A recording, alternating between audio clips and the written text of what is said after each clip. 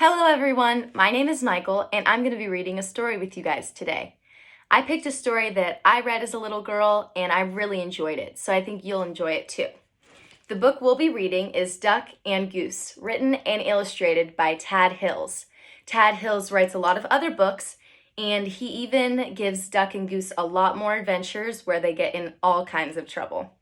So looking at the cover, we can see that there is a duck and a goose involved in this story.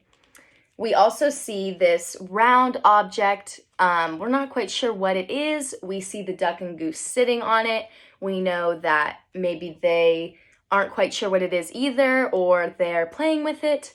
And we can see that it has these colorful circles on it. So we might guess maybe it's a ball, maybe it's a painted rock. We're not quite sure. So on the inside sleeve, there is a little summary, not summary, but a little intro to the story, and I think it might be helpful while reading for us. So it says, "This is Duck, and this is Goose, and this is an egg, or is it? Who does it belong to? Duck says it's his, he saw it first. Goose says it's his, he touched it first. But they can't agree it's a beauty, and that's a start." So we see that we think that it's an egg, or at least Duck and Goose do.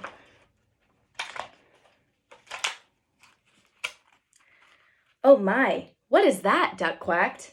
"That's a silly question," Goose honked. "It is a big egg, of course." "Of course it is an egg. I know that," huffed Duck. "What I mean is, where did it come from?" Goose looked skyward. He looked to the river. He looked to the fields. He thought very hard. "Who are you?" he finally asked. "I," said Duck, puffing out his feathered chest, "am the one whose egg this is. I saw it first." Goose quickly raised one webbed foot. "It's mine. I touched it first." "Hey, you should never put your dirty foot on an egg," Duck scolded. "Don't you know anything about caring for eggs?" "Yes, I do," Goose cried out. "Stop yelling," Duck yelled, then whispered forcefully. "Don't you know that you and your screaming are very likely disturbing the baby bird who is trying to take a snooze inside this egg?" Goose wished that Duck wasn't right. He lowered his head and whispered softly, "I'm very sorry. Go back to sleep in there." "My, that's quite a beauty you have," called a bluebird from across the river. "Thank you. It's mine," quacked Duck. "Actually, it's mine," honked Goose. "Thank you." "So," asked Duck, "what do we do now?" "We should do something," suggested Goose. "Yes, you are right. Good thinking," agreed Duck. "Like what?" Duck and Goose each thought. So we can see what both Duck and Goose have for an idea of what to do. So Duck wants to sit on the egg and claim it for himself, guarding it from the goose. So he has signs out that say, "No geese allowed," "No honking, $5 fine." And Goose thinks just the opposite. He wants to sit on the egg and guard it from the duck. "No ducks beyond this point. If you are a duck, keep walking."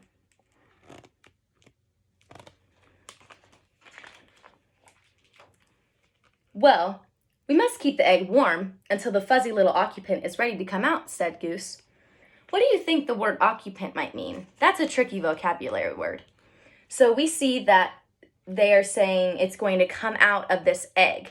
So maybe it's something that's occupying the space of something. So this baby bird that they think is inside is the occupant of the egg. So you are an occupant of your house, or we all are an occupant of a classroom. "Excellent idea," exclaimed Duck. He pushed past Goose. "Step aside, and I shall do just that." But Goose was quick too. After a flurry of fussing, grunting and groaning, slipping and sliding, honking and quacking,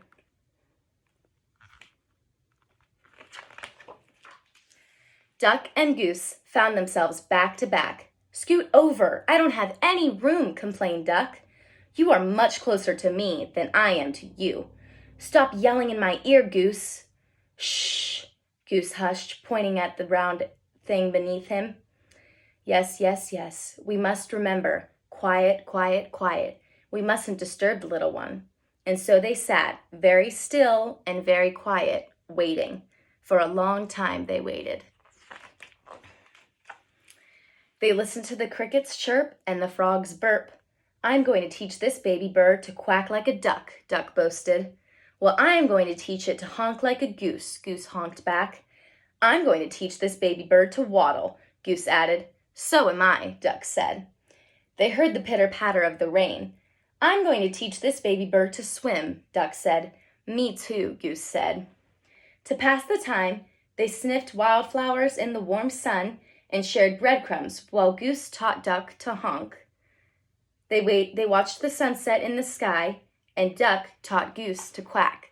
So on this page, we can first see them listing things that they're going to teach their baby bird, and it's things that they want to do themselves. Then they start to think maybe we can do things together. So they're saying words like "me too," and maybe they'll teach it to do things together. Then they're kind of becoming friends here and teaching each other how to do the things that they do. So Duck is teaching Goose how to quack, and Goose is teaching Duck how to honk. So maybe they're becoming friends. We don't know yet, but I think they might be. They counted the stars in the night sky. "Let's teach our baby to fly," said Goose. "Good idea," said Duck. "I'm sure our baby will be a fast learner," said Duck. "If it takes after you and me, I'm sure you're right," agreed Goose. So now on this page, we can see them using the word "our." So they're agreeing that this baby bird is going to be something that they share, and they're going to teach it to do things together. They're really forming a bond, and you can see that they're not arguing anymore. Goose is even complimenting Duck and saying that if it's anything like you and me, it will be a fast learner, suggesting that Duck is smart. So you can see them on here. They're getting ready to sleep, but they're still guarding their egg. Together they waited until, "Did you feel that, Duck?" Duck nodded. "Yes, did you feel that, Goose?" Goose nodded. "It's time, Goose, it's time," Duck squawked. So they think that it's hatching. Quickly, Duck slid down and started running in circles around the egg. "What should we do now?" he hollered. "I think we should remain calm," Goose yelled back. "Excuse me," a little voice called out. We can see this blue feather. What do we think that is? It's hiding, but do you remember another character in the story that might have a blue feather that's asking to talk to the goose and the duck?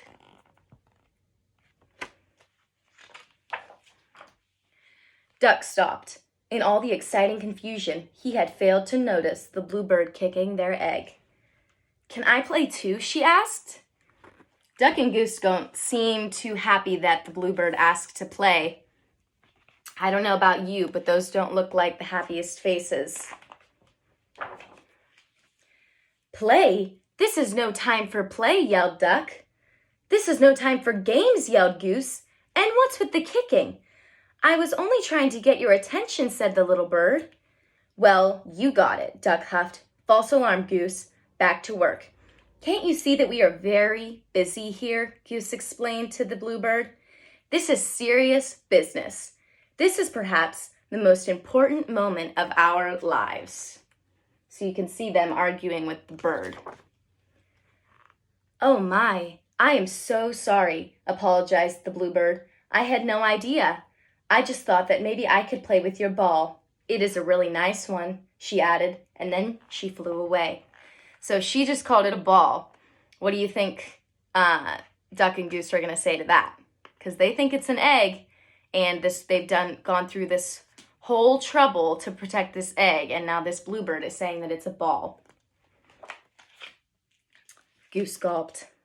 "Did she say ball?" he whispered to Duck. You know, I did have my doubts, Duck finally said. It is a bit squishier than most eggs I've seen. Yes, and I must say, I was somewhat suspicious of those big dots, Goose admitted. It may not be an egg, but it is lovely, said Duck. Oh, absolutely, Duck, Goose agreed. It's a keeper. As the crickets chirped, the frogs burped, and the grass swayed in a gentle breeze, Goose quacked, and Duck honked, and the ball bounced, rolled, and sometimes even flew. So in the end, they didn't have a baby bird, but they were saying that the ball still flew at times for them. So that's the end. Can you guys think of a time when you were curious about a new idea? Did you ask someone for help, or did you try to figure it out all on your own? What might be a good thing to do when you're not quite sure about something new? I know that I try to do things on my own too much, and I forget that there's people that want to help, and there's people that might be just as confused as you, and you guys can work together. They say that two brains are better than one, and I think that Duck and Goose really figured that out. And they gained a friendship out of this, and now we know that they get into lots more trouble. I hope you guys enjoyed this story, and I can't wait to read to you again. Thank you.